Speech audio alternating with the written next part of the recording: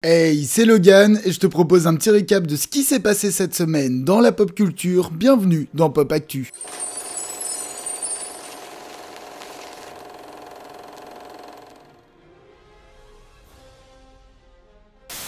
En 2007, les scénaristes s'étaient mis en grève pendant 100 jours suite à leurs conditions de travail. Cela avait eu un impact énorme sur les séries en direct qui ont dû être écourtées de nombreux épisodes. Afin d'éviter que cela se reproduise, les conditions de travail des scénaristes sont rediscutées tous les 3 ans. Mais cela n'aura pas suffi car 16 ans après, en ce 2 mai, les scénaristes se remettent en grève. Leurs syndicats ont tenté de rediscuter de leurs conditions depuis plusieurs mois, mais c'est sans succès. Cela aura donc un impact principalement sur les émissions en direct comme les talk-shows et les séries actuellement en pré-production, une crise qui fait donc déjà peur aux chaînes de télévision. Et si elle s'éternise, elle fera peur à Hollywood de manière générale. Mais alors, que revendiquent les scénaristes? Avec l'avancée de l'intelligence artificielle, ils souhaitent un encadrement face à cette technologie. Ils souhaitent une augmentation de leur salaire qui a été baissée. Ils souhaitent être rémunérés lorsqu'une série est diffusée en SVOD. S'ils doivent se retrouver en mini-room, c'est-à-dire des scénaristes qui écrivent ensemble avant que le programme ne soit officiellement commandé, ils souhaitent également être impliqués sur les tournages. La grève vient de commencer et on risque de se retrouver avec une longue période sans scénariste comme en 2007. En même temps, on les comprend, je tiendrai bien évidemment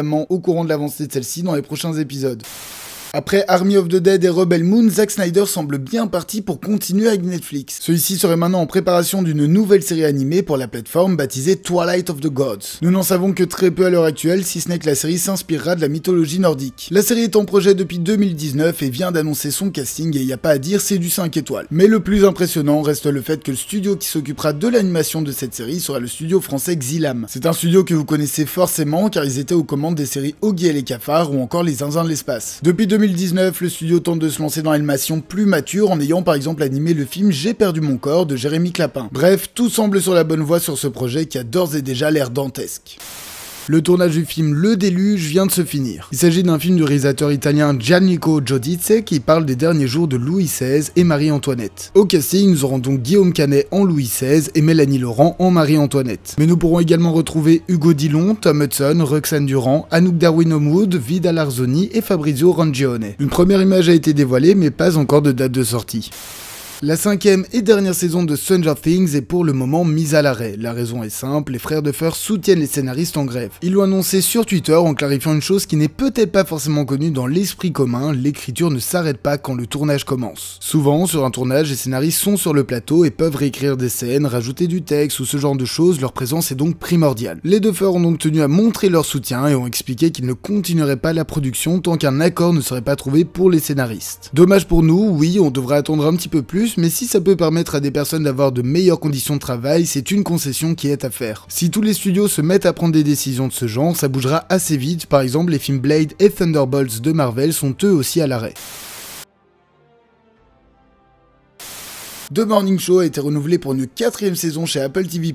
Une première image de Mia Goth sur le tournage de Maxine a été dévoilée. Sex Education saison 4 devrait toujours sortir en 2023. De nouveaux posters pour American Born Chinese ont été dévoilés. Une suite à Cliffhanger serait en discussion. Sylvester Stallone serait en pourparlers pour reprendre son rôle. Rob Delaney reviendra en tant que Peter dans Deadpool 3. La première affiche de Gen V, le spin-off de The Boys, a été dévoilée. Mamma Mia 3 est en projet. Pedro Pascal rejoint le casting de Gladiator 2. Sidney Chandler rejoint le casting de la série Alien pour FX. La saison 2 d'Halo a fini son tournage. Les premières affiches et bandes-annonces pour Gran Turismo ont été diffusées. La première affiche et bande-annonce pour Dune partie 2 ont été dévoilées. Une nouvelle affiche pour Elemental a été diffusée. Le film durera 1h42. Spider-Man Across the Spider-Verse durera 2h20. Deux nouvelles affiches pour The Boogeyman ont été diffusées. Une 3e et dernière saison pour Sweet Tooth a été officialisée. Un film live-action sur Bugs Bunny serait en préparation. Jack Nicholson a fait sa première apparition publique en 2 ans au Game 6 du duel entre les Los Angeles Lakers et les Memphis Grizzlies. Ce 4 mai, en ce Star Wars Day, Carrie Fisher a reçu son étoile au Hollywood Walk of Fame à titre post-mortem. Sa fille, Billie Lourd et Mark Hamill étaient venus lui rendre hommage. La première affiche pour la série The Idol avec The Weeknd et Lily Rose Depp a été dévoilée. Les 3 derniers épisodes d'Andor devraient couvrir les 3 jours qui précèdent Rogue One. 3 nouvelles affiches de personnages pour The Flash ont été dévoilées. Karl Urban serait en pourparlers pour jouer Johnny Cage en Mortal Kombat 2. Une nouvelle image pour Secret Invasion a été diffusée. Anthony Starr a déclaré avoir fait la chose la la plus bizarre qu'il n'ait jamais vue sur le tournage de la 4ème saison de The Boys. Un premier poster pour Flamin' Hot a été diffusé. Amber Heard a pris la décision de mettre fin à sa carrière d'actrice. Les 4 Fantastiques devraient commencer son tournage en janvier prochain. Une vidéo de l'entraînement de Jon Bernthal pour reprendre son rôle du Punisher a été diffusée. La série Welcome to Derry a commencé son tournage et dévoile une première photo. Et pour finir, une nouvelle affiche et bande-annonce pour Oppenheimer ont été dévoilées.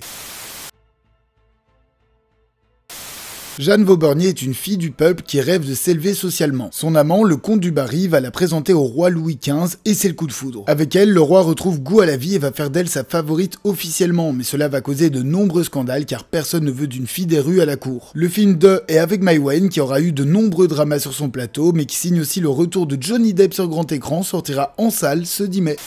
Nous suivons Bill, 23 ans, qui cherche à joindre les deux bouts, et Mato, 12 ans, qui a hâte de devenir un homme. Ils font partie de la tribu Oglala Lakota dans une réserve du Dakota du Sud. Liés par leur quête d'appartenance à une société qu'ils ont du mal à comprendre, ils vont tenter de se diriger vers l'âge adulte. Le drame de Gina Gamble et Riley Keough sortira aussi en salle ce 10 mai. Le film nous raconte l'histoire de Joe, 17 ans, qui est en centre de détention pour mineurs. Sa liberté approche et celui-ci va bientôt retrouver une vie en totale autonomie, mais l'arrivée de William, un nouveau jeune, va remettre en question son envie de liberté. Le film du réalisateur belge Zeno Graton atteindra également les salles obscures ce 10 mai. Et voilà, ce 38e épisode de Pop Actu est maintenant terminé, merci de l'avoir suivi jusqu'au bout. N'hésitez pas à liker, commenter, partager et vous abonner, ce sont les meilleurs soutiens pour la chaîne. Moi je vous dis à la semaine prochaine, passez une bonne soirée.